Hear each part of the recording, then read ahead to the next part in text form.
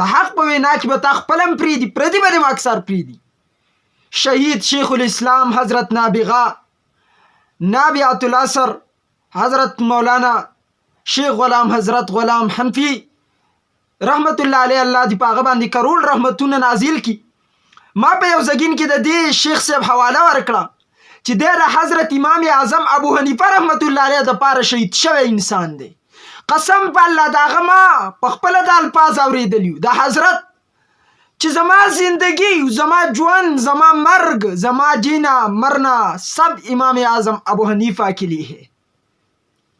نن سبا سیپیان د حضرت شیخ هغه وراثت سنبالی نو. حضرت شیخ صاحب د امام صاحب ډیر زیات لوی عاشق و. ما ته دیوبندي وای خپل دیوبندي زما قائد د دیوبندي زه د ګومن شاګرد یم الحمدلله. ما ته وای سیپی شوی مشرک شوی دې ته سوچ وکئ. ما ورته حوصله ما څه خبره وکړه چې شهید شیخ الاسلام غلام حضرت غلام حنفی رحمت الله علیه فرمایل زما ژوند زندگی مرګ د امام اعظم ابو حنیفه لپاره دي او کړی مو په خپل وخت کې حضرت ډیر غټ حق د حنفیت ادا کړو. نه هغه ډیرو خوښاو نه د تا ډیر خوښ کی هیڅ خبره نه ده. د یو کس خو ته خویل دا د ښه انسان علامه ده او د یو کس خو ته بد ویل دا د بد انسان علامه ده.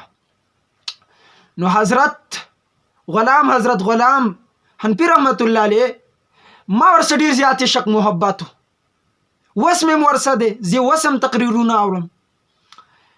دا د زړه عشق دا یو طرف دی. حضرت شیخ رحم الله حقانی رحمت الله علیه شهید ما نه لیدل زه نه خواله تلم یعنی براه راست ما نه دی لیدلی. خو حضرت ډیر سپینه خبره کوله او هغه عادت الله ما ته منتقل کړلی. دا هغه سپینه خبره به کوله یعنی دا به نه وي چې د دې طرف علما ورایي دا ده بس هغه خپل تحقیق چې کله وکړه که نه بیا به په چا نه ورپیټ کوله. د هغه د خولې الفاظو چې وابیانو شیخ غلام حضرت صاحب شهید کړلی. تاسو وګورئ ما د هغه ټول درس مشکات اورېدل دی او اورم یې.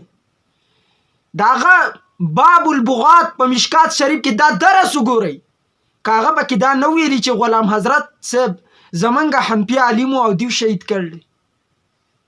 بیا وایي تاسو ټیک ده چې د سیپیانو عقایدو سره زه متفق نیم او رد پې کوم لیکن د غلام حضرت غلام هغه له الله جل جلاله یو جرأت ورکړی جرأتمن عالم